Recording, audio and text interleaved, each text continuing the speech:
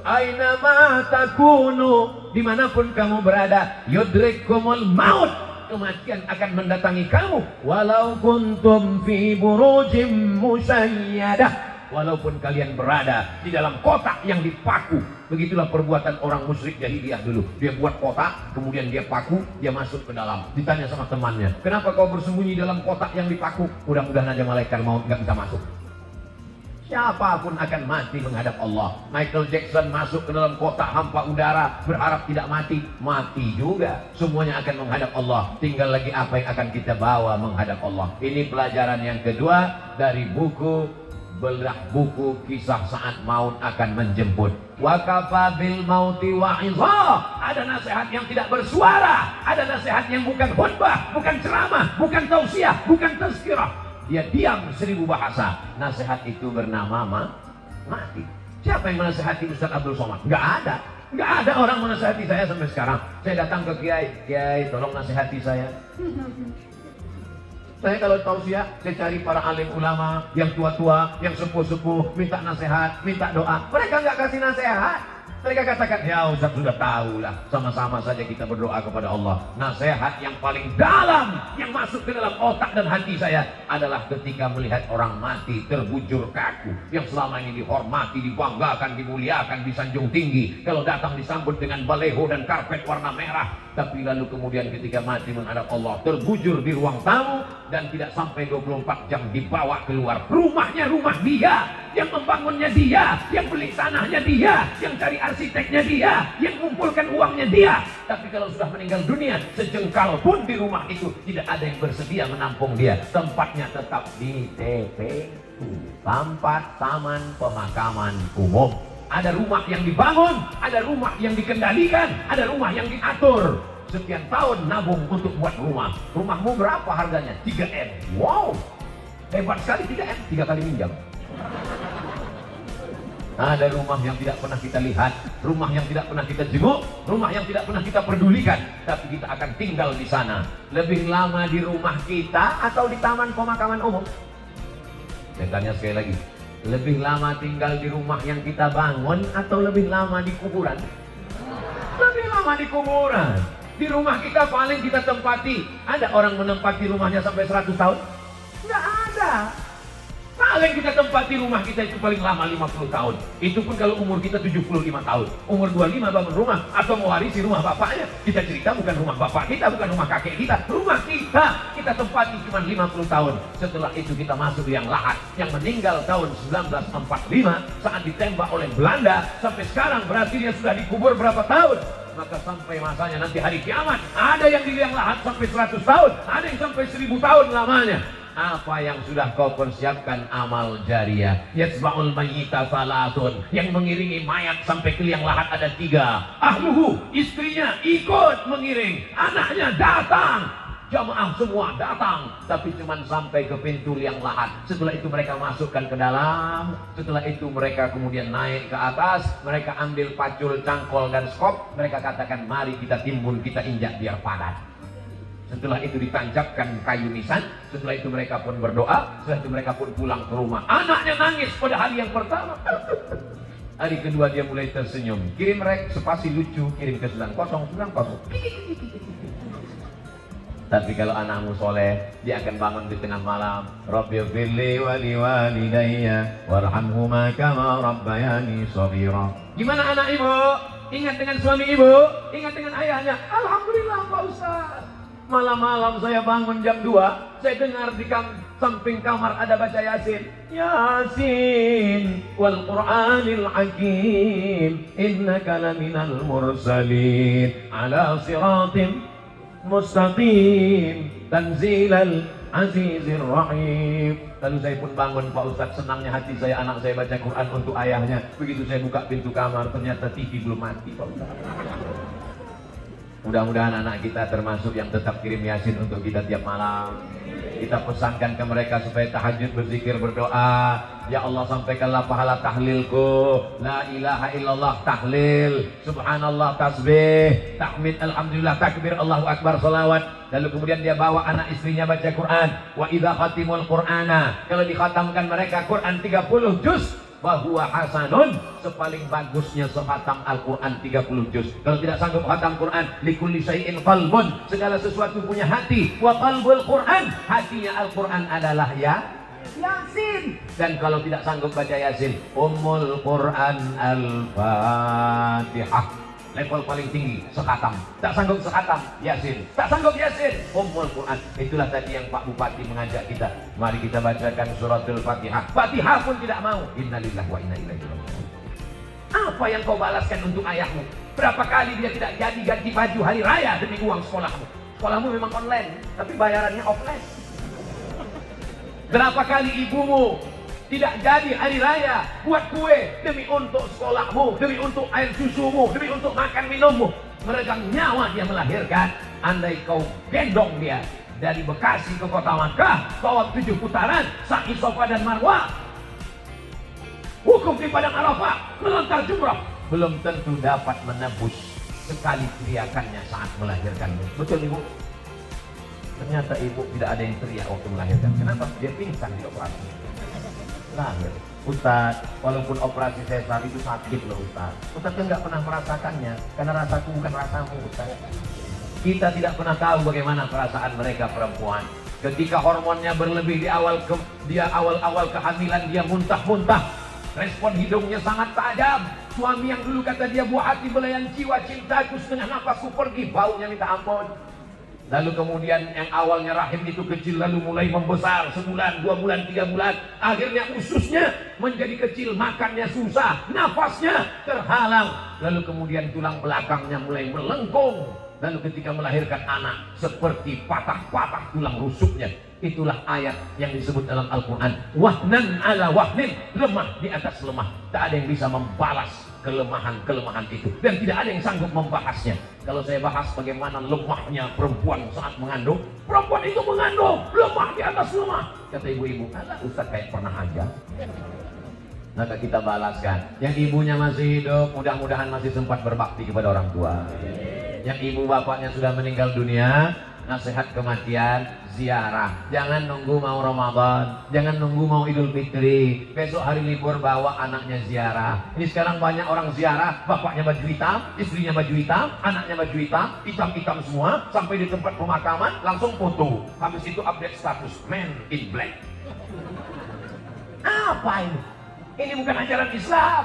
Ajaran Islam adalah saat di tempat pemakaman baca doa. Assalamualaikum ya ala diyar minal mu'minin wa inna insyaallah bikum lahiqun. Yarhamullahul mustaqdimin wal mustaqdirin. Nas'alullaha lana wa lakumul afiyah. Oh, bacaannya panjang Pak Ustaz. Ya. Tapi kali bacaannya pendek. Apa bacaannya? Assalamualaikum ya ahlal kubur. Itu namanya doa minimalis. Apalah salahnya cetakkan doa ziarah kubur? Tanya nanti panitia berapa ongkosnya buat baliho besar seperti ini, buat doa ziarah kubur, tempel besar-besar di dekat pemakaman TPU. Assalamualaikum ya ala diyar minal mu'minin wa inna insyaallah bikum lahiqun. Yarhamullahul mustaqdimin wal mustaqdirin. Nas'alullaha lana wa lakumul afiyah. Coblos nomor. Daripada baliho yang nggak jelas ujung arahnya, nyangkut ke pokok kayu, diambil Satpol PP, dibakar. Mendingan di samping kuburan, mengingatkan orang. Andai pun dia tidak lapuk, maka mengalir sampai hari kiamat. Inilah dia amal-amal kita.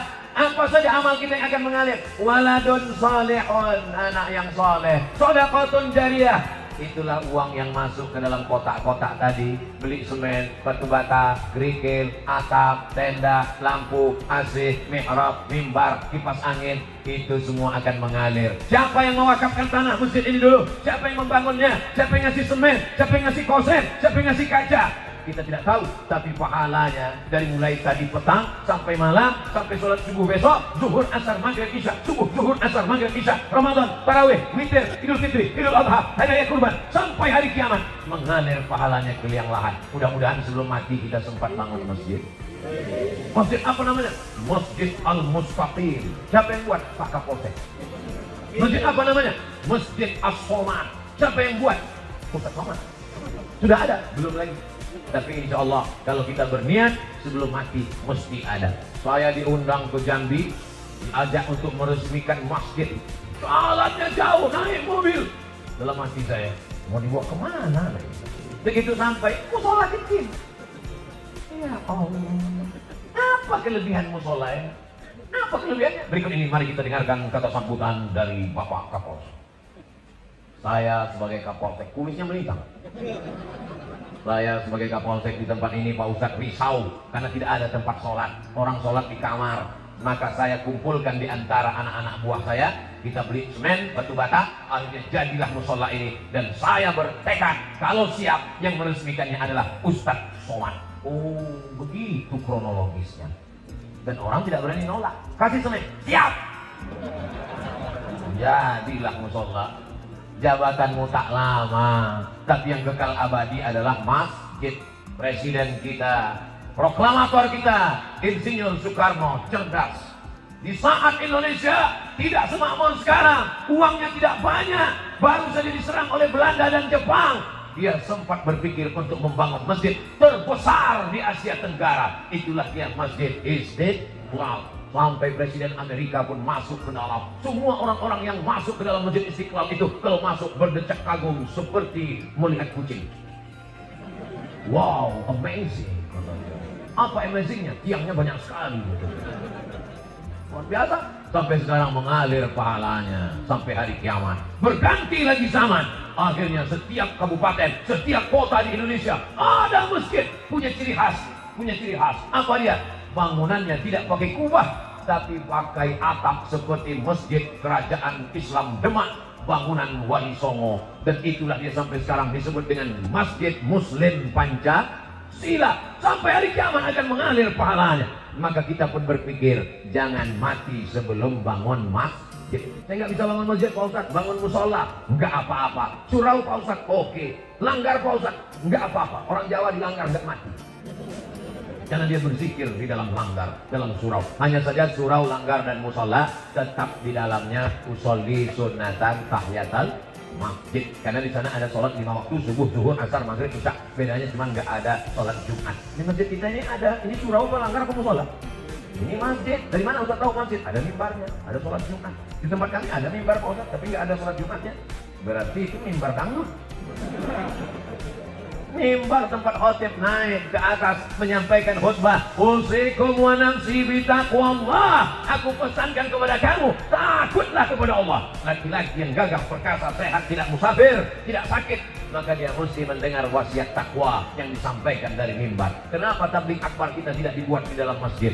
Barulah sadar, karena kalau dibuat dalam masjid tidak muat. Ini masjid nampaknya kekurangan, bukan kekurangan jamaah. Banyak sekarang masjid kekurangan jamaah, tapi di Bekasi masjid kekurangan tempat. Insya Allah panjang umur sehat badan, masjid ini semakin besar insya Allah. Amin. Kalau mau tahu berhasilnya tabligh akbar malam ini, lihat subuh besok. Kalau subuh besok stoknya bertambah, berhasil. Tapi kalau cuma pemain inti yang azan tetap itu, as-salatu khairum minan naum, hancurlah kita. Tapi begitu besok as-salatu khairum minan naumnya luar biasa. As-salatu khairum minan naum. Semangat datang dia ke masjid semua. Alhamdulillah Pak Ustaz, sejak Ustaz Somad tausiah kemarin, anak saya rajin sholat duha Pak Ustaz. Cuman ada yang mengganggu pikiran saya. Kenapa Bu? Doanya pakai kunut. Itu namanya subuh kesiangan Bu. Pas ditanya sama ibunya, kenapa kamu sholat subuhnya jam 8? Masih syukur aku sholat subuh, kawanku gak sholat sama sekali. Ini logika terbalik, otaknya sungsang. Kalau mau lihat dunia, boleh lihat ke bawah. Tapi kalau untuk akhirat, lihatlah orang yang istiqomah ke masjid subuh, zuhur, asar, maghrib, isya. Masjid ke masjid ke masjid. Ya tuh anak muda, ke masjid terus. Tertulis di bajunya, biker subuhan. Zuhur, hilang.